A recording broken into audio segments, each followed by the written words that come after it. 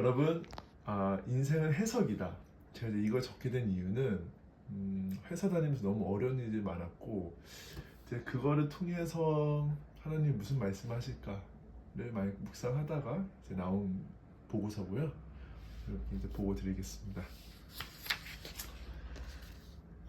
회사에서 많은 어려움을 통해서 참고로 회사의 구체적인 어려운 사례들, 간증들은 제가 아마 파트 3 구체적으로 등장인물까지 등장 장소까지 다 적어서 보내드리겠습니다. 첫 번째는 어려운 일을 겪으면서 모든 사람들의 가난한 심령과 마음이라는 걸 깨달았습니다. 즉 인생을 사는 우리들은 마음과 심령이 가난해지게 하는 다양한 사건들을 마주하게 됩니다. 그 사건들의 형태, 기간, 강도는 정말 다양합니다. 직장 상사의 포원일 수도 있고 자녀 문제일 수도 있고 취업이 어려움일 수도 있고 건강이 어려움일 수도 있는데 결론은 똑같아요. 결론은 뭐냐면 우리 심령이 가난하게 돼요. 내 인생 왜 이거밖에 안 되지? 나 이제 어떻게 살지? 나 이제 진짜 살기 싫다. 도망치고 싶다.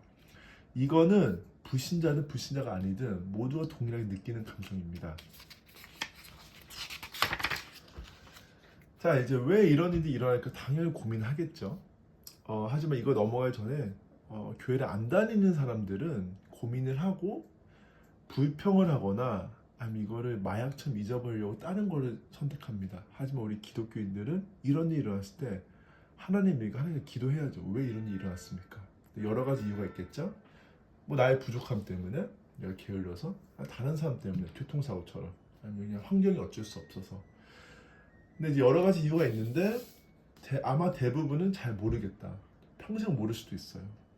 하지만 여기에 머무르면 안 되고 하나님 우리에게 준 두 가지 원칙을 붙들어야 됩니다. 첫 번째는 under his control 믿음. 삶의 모든 좋은 일, 안 좋은 일 하나님의 주권 아래 있다. 하나님 100% 컨트롤하신다. 그래서 반드시 선하실 뜻이 있고, 두 번째는 기도의 자리를 초청하시는 겁니다. 이건 진짜 중요한 게 사람은 절대 마음이 부여하면 기도하지 않습니다. 즉 하나님이 초청하기 위해서 어쩔 수 없이 이런 어려운 상황을 주시는 겁니다.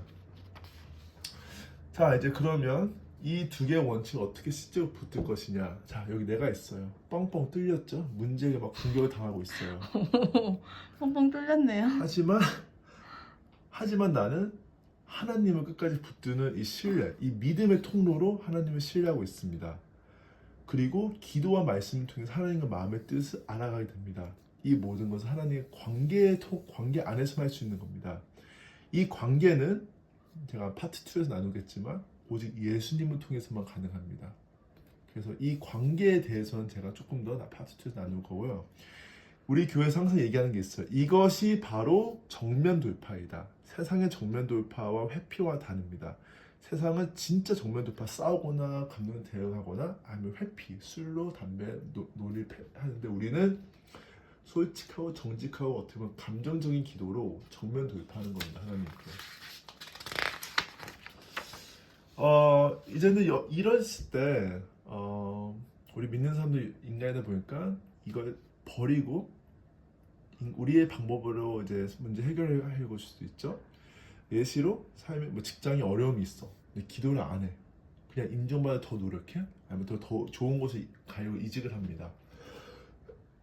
아니면 건강의 문제, 기도하는 것보다 그냥 병원을 찾거나 내가 더 낫게 하려고 하고 있는데 어쩔 수 없이 이런 걸 하게 되면 크리스찬으로서 더 악화됩니다. 오히려 힘들어지고 더 마음이 속상해지고. 왜 그러냐? 이건 하나님이 우리 초청하고 있기 때문에 하나님의 방법을 풀어야 되고, 근데 여기서 이제 중요한 거는 말하고 싶은데 두 가지입니다. 직장이 어려우면 실력을 쌓고 이직을 해야 되죠. 근데 그게 방법이 틀린 건 아니에요. 하나님과 기도해서 그걸 응답을 받을 수 있는데 중요한 거는 순서와 신뢰의 문제예요. 너가 기도보다 그 방법을 더 신뢰하는가, 너가 하나님보다 노력을 더 신뢰하는가. 그래서 하나님께 기도하고 하나님에게 실력 쌓아서 이직해라 하면 그걸 하면 되는 거예요. 두 번째는 우리가 직감적으로 알죠. 어떤 문제가 기도의 자리에 초청하는 문제인지 아니면 어떤 문제가 그냥 넘어가 되는 건지. 예시로 그냥 감기 걸렸어. 걸어가 넘어졌어. 그럼 그냥 데이밴드 바르고 약 바르면 되는 거죠. 이거는 우리의 영적 센시티비티에 달려 있습니다. 하지만 우리가 이 두 개의 원칙, 하나님을 신뢰하는 믿음, 기도의 자의 초청으로 붙드는 순간 우리 삶에 변화가 생겨요. 변화.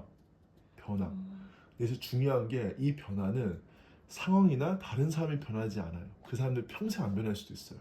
하지만 확실한 거는 내 마음과 내 생각이 변해서 이 문제를 넉넉히 감당하고 해결할 수 있습니다. 자, 첫 번째 나예요.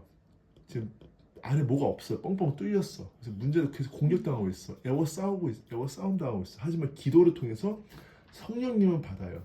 하나님의 뜻을 깨닫고 위로를 받고 순종 및 감당할 수 있는 지혜와 힘을 얻어요. 그래서 나는 성령 충만 꽉 차졌어요. 그래서 이 문제들 오히려 공격해요. 문제들 직면해요.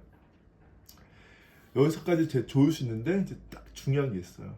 이 문제를 이제 어떻게 해결하냐, 어떻게 해결되냐는 이제 하나님께 달려 있습니다. 왜냐하면 진짜 문제 해결될 수 있어요.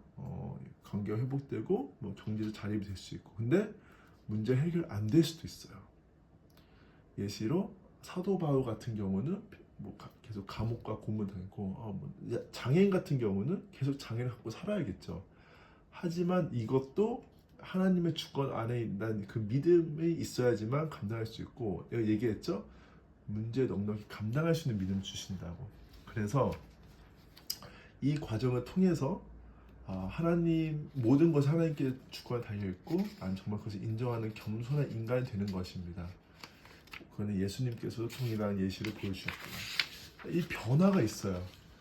근데 이 변화가 이루어지면 나의 기도가 또 변화가 돼요. 처음에는 하나님 좀 도와주세요. 하나님 이 문제를 해결해 주세요. 기도하는데 이거는 지극히 나 중심적입니다. 내가 원하는 방향으로, 내가 생각해 좋은 방향을 바꿔주세요. 하지만 정직하고 솔직히 감정된 기도를 통해서 이 기도가 바뀌어요. 어떤 걸요? 하나님 저 잘 모르겠어요. 연약함 인정하는 거.